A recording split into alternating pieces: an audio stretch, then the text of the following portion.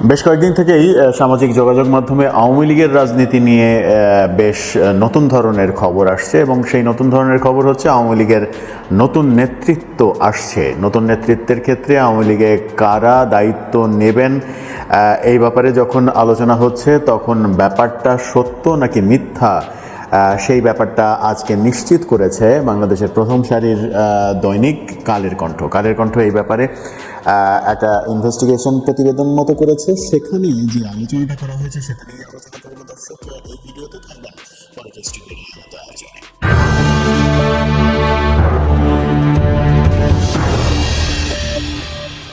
বলছিলাম, পরিবর্তিত পরিস্থিতিতে আওয়ামী লীগের নেতৃত্বে পরিবর্তন আসছে এরকম গুঞ্জন সামাজিক যোগাযোগ মাধ্যম বিশেষ করে ফেসবুকে ছড়িয়ে পড়েছিল এবং সেই ক্ষেত্রে দুটো নাম সামনে এসেছে। সাবেক রাষ্ট্রপতি আব্দুল হামিদ, তার নাম আসছে, এবং নারায়ণগঞ্জের মেয়র সেলিনা হায়াৎ আইভি, তার নাম আসছে।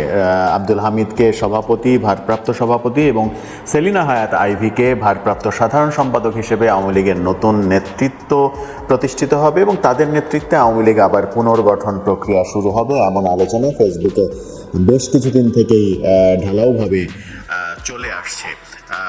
ব্যাপারটা নিয়ে অনেক রকমের গুঞ্জন থাকলেও অবশেষে কালের কণ্ঠ আওয়ামী লীগের শীর্ষস্থানীয় একাধিক নেতার নাম প্রকাশ না করে তাদের বরাত দিয়ে নিশ্চিত করেছে যে এইরকম কোনো পরিকল্পনা আওয়ামী লীগের নেই। অর্থাৎ আওয়ামী লীগের এই মুহূর্তে নেতৃত্ব পরিবর্তনের কোনো পরিকল্পনা নেই। কিন্তু তাহলে আওয়ামী লীগ কীভাবে তাদের পুনর্গঠন প্রক্রিয়া শুরু করবে? আওয়ামী লীগের সভানেত্রী পালিয়ে গেছেন ভারতে, সাধারণ সম্পাদক ওবায়দুল কাদের শোনা যায় তিনিও দেশের বাইরে চলে গেছেন। নেতৃত্বের প্রধান দুইজন যদি না থাকেন তাহলে দেশে দল চলবে কাদের নেতৃত্বে? এই ব্যাপারে যখন কালের কণ্ঠ আরও বেশি ইনভেস্টিগেশন করতে গেছে তখন যে কথাটা উঠে এসেছে সেটা হচ্ছে যে এই মুহূর্তে দলের নেতৃত্ব পরিবর্তনের কথা ভাবছেন না শেখ হাসিনা।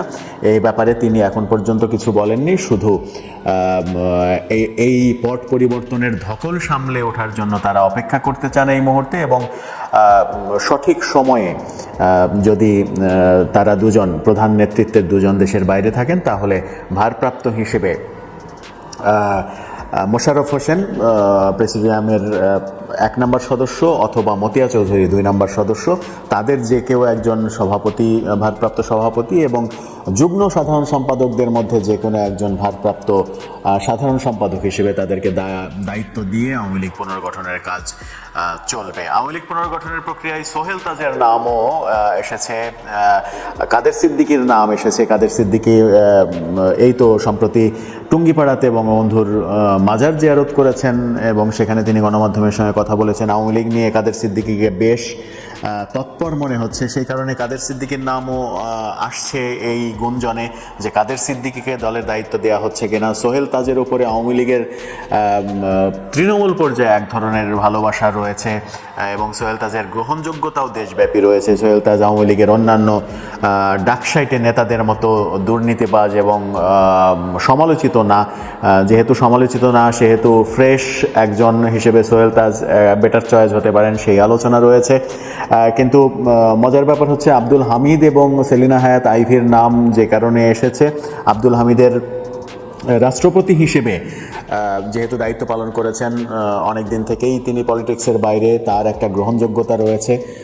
আওয়ামী লীগের অন্যান্য আওয়ামী লীগ সাধারণ সম্পাদক ওবায়দুল কাদের, স্বরাষ্ট্রমন্ত্রী আসাদুজ্জামান খান কামাল সহ যারা বিতর্কিত হয়েছেন তাদের মতো বিতর্কিত নন আব্দুল হামিদ, সেই কারণে তার নাম গুঞ্জনে এসেছে। এবং সেলিনা হায়াৎ আইভির নাম আসার কারণ হচ্ছে নারায়ণগঞ্জের ত্রাস শামীম ওসমানের বিরুদ্ধে রাজনীতি করে সেখানে টিকে থাকা, মেয়র হওয়া, সেখানে নারায়ণগঞ্জের সাধারণ মানুষের এক ধরনের সাপোর্ট তার প্রতি রয়েছে। সেই কারণেই পট পরিবর্তনের পরেও সেলিনা হায়াৎ আইভির দিকে খুব একটা বাঁকা আঙুল কেউ তোলেনি এখন পর্যন্ত। জানি না পরবর্তীতে কী হবে, সেই কারণেই হয়তো গুঞ্জনগুলো এসেছে। কিন্তু আওয়ামী লীগের শীর্ষস্থানীয় একাধিক নেতা বলেছেন যে এই মুহূর্তে শেখ হাসিনা নেতৃত্বে পরিবর্তনের কথা ভাবছেন না, তিনি অপেক্ষা করছেন করতে চাচ্ছেন এবং সময় সুযোগ হলে প্রেসিডিয়ামের 1 নাম্বার কিংবা 2 নাম্বার সদস্য আর যুগ্ম সাধারণ সম্পাদকের যে কোনো একজনকে দায়িত্ব দেওয়া হতে পারে, সেটা সত্য নাকি ওই গুঞ্জনটা সত্য সেটা সময়ই বলে দেবে। তবে